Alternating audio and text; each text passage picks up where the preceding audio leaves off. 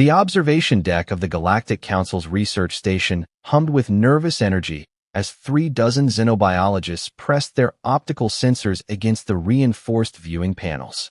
Below, on the savage death world humans called Earth, something unprecedented was about to happen.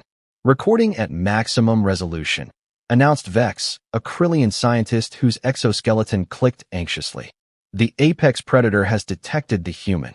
The creature in question was a Dreadmaw, 7 meters of pure killing instinct, with fangs the size of human forearms and claws capable of shredding battle armor. It had been terrorizing the region for weeks, and every species with half a brain had fled its territory. Every species except one. The human, apparently oblivious to even the most basic survival protocols, was doing something the observers found baffling. He was just sitting on a fallen log, eating what appeared to be compressed nutrients wrapped in some kind of reflective material. "Is it broken?" asked Kilra, adjusting her sensory stalks. "Perhaps this one is defective."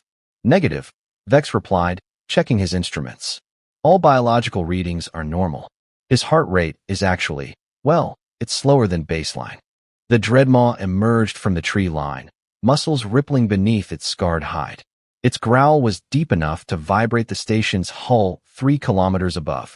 The human looked up from his meal and smiled. Did it bare its teeth? Kilra's voice pitched higher. "That's a threat display." "Uncertain," Vex muttered, though his mandibles twitched with doubt. "Human expressions are complicated." The Dreadmaw charged, because that is what apex predators do when they spot prey. The ground shook. Trees splintered. The sound was like thunder given physical form and a very bad attitude. The human stood, brushed crumbs from his pants, and said something. The audio feed crackled to life. "All right, big guy, let's dance." "Translation error?" Kilra asked hopefully. Surely he meant, "Let's run screaming in opposite directions." "Translation is accurate," confirmed the station's artificial intelligence, sounding almost apologetic. What followed would be analyzed, debated, and outright disbelieved for generations. The human didn't run. He moved laterally, smooth as liquid, as 2 tons of murderous momentum tore past him by mere centimeters. The Dreadmaw's claws gouged trenches in the earth where the human had stood 0.3 seconds earlier. Probability of survival, 0.001%, Vex calculated. The Dreadmaw spun with impossible speed for something its size and lunged again. The human dropped, rolled, came up behind it, and touched its flank. Actually touched it. Is he petting it? Kilra's voice climbed into a register previously thought impossible for her species. During a hunt, he's petting the predator? Negative, Vex said slowly, zooming in. He's marking it. With some kind of adhesive device.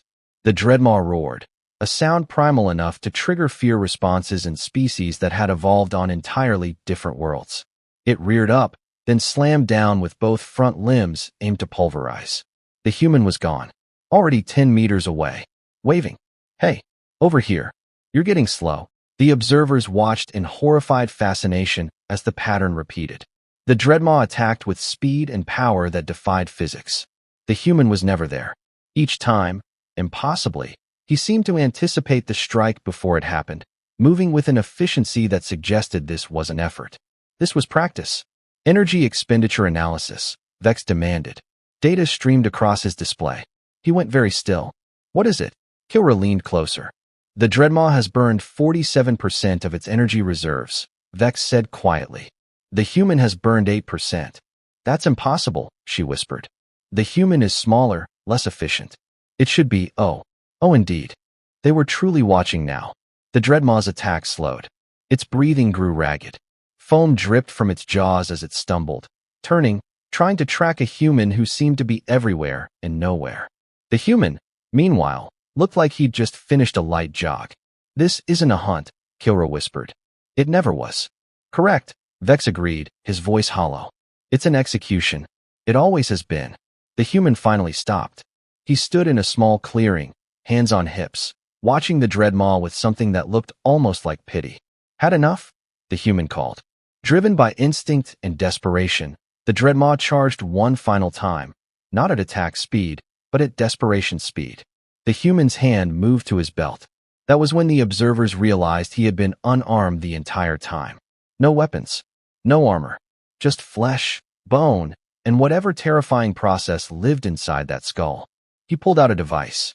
Small, compact, completely unremarkable, and fired a tranquilizer dart. The Dreadmaw collapsed mid-stride, skidding to a halt at the human's feet. The human knelt, checked its pulse, nodded, then looked up, directly at the observation station he absolutely should not have been able to see, and waved. Did he just? Kilra couldn't finish. Vex checked his instruments with trembling appendages. He knew. The entire time. He knew we were watching. The human's communication device crackled. A female voice came through. Marcus, please tell me you didn't just play tag with a Dreadmaw for 30 minutes. Okay, I won't tell you that, Marcus replied, grinning. Wildlife Services will be here in 20. This guy's getting relocated to Sector 7. You're insane. Yeah, Marcus said. But I'm really good at it. In the observation deck, silence stretched like a physical thing, thick enough to suffocate. Vex's mandibles clicked in a rhythm that signaled extreme cognitive dissonance among his people. Kilra had retracted 3 of her sensory stalks entirely, a defensive posture usually reserved for encounters with cosmic radiation. Replay the footage, Vex ordered, his voice barely functional. Frame by frame. I need to understand what we just witnessed. The station's artificial intelligence complied without comment, which was somehow more disturbing than if it had argued. The holographic display flickered to life, showing Marcus standing calmly, while several tons of evolutionary perfection tried very hard to make him stop existing. There, Kilra pointed with a tertiary appendage. Frame 4212. Watch his eyes. They watched. Marcus's gaze shifted left 0.03 seconds before the Dreadmaw committed to its attack trajectory. Not during. Before. Precognition, suggested a Velden researcher from the back, tentacles quivering hopefully. Perhaps they evolved psionic capabilities? Negative, Vex muttered, running calculations that made his probability processors ache. It's worse than that. He's reading micro-expressions. Muscle tension. Weight distribution. He's predicting a quantum system with nothing but pattern recognition and experience. Kilra finished quietly. How many times has he done this? They didn't want to know the answer. They looked anyway. Marcus's personnel file appeared on the display, and the observers made various species-specific sounds of distress. 47 apex predator relocations. 63 rescue operations in hostile territory. 121 classified missions involving environments that made the Dreadmaw's habitat look like a recreational park. This is one human, Vex said, pulling up broader population data with mounting horror. There are billions of them, and he isn't even considered exceptional among his own species. His designation is Wildlife Management, Intermediate Level. Intermediate, Kilra repeated. The word tasted like poison. Intermediate. Below, a transport vessel touched down near Marcus, kicking up dust and shredded vegetation.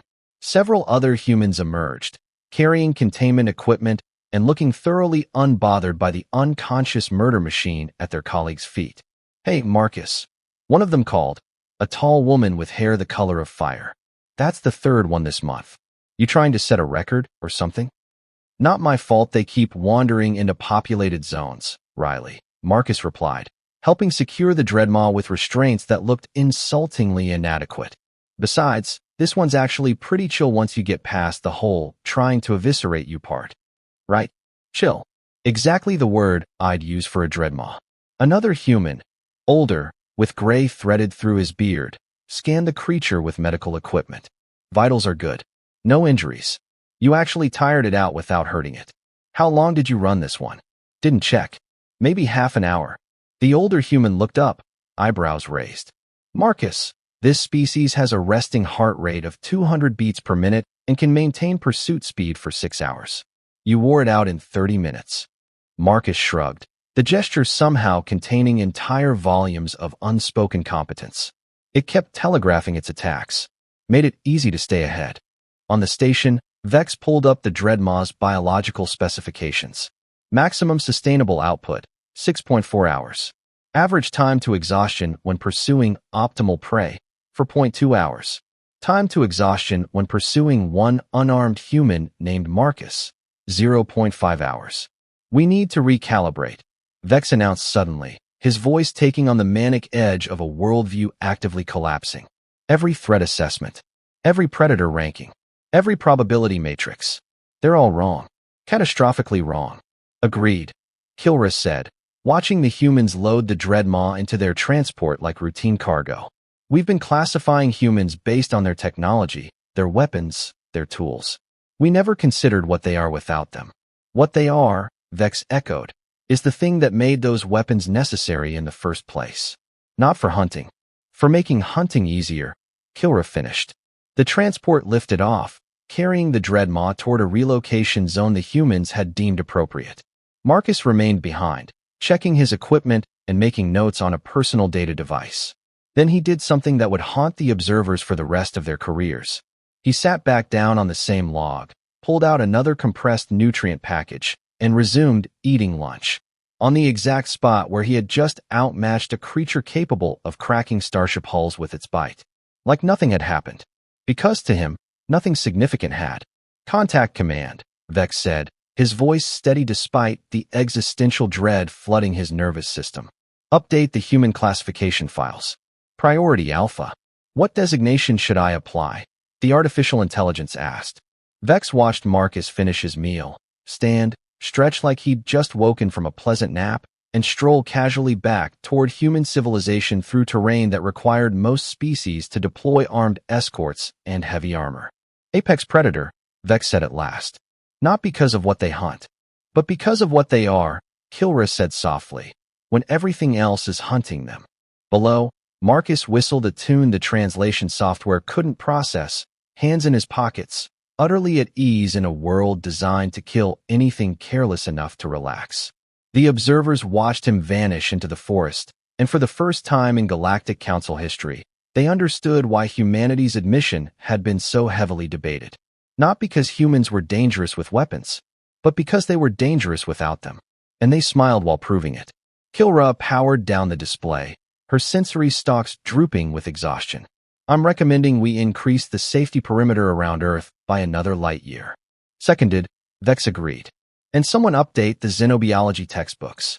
Apparently, we've been defining apex predator incorrectly for the last 1,000 cycles.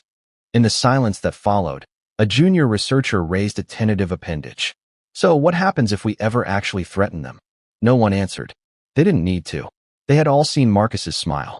If this story entertained or taught you something, please like and subscribe to our channel. It really helps us grow and bring you more stories like this. Thanks for watching, and see you in the next story.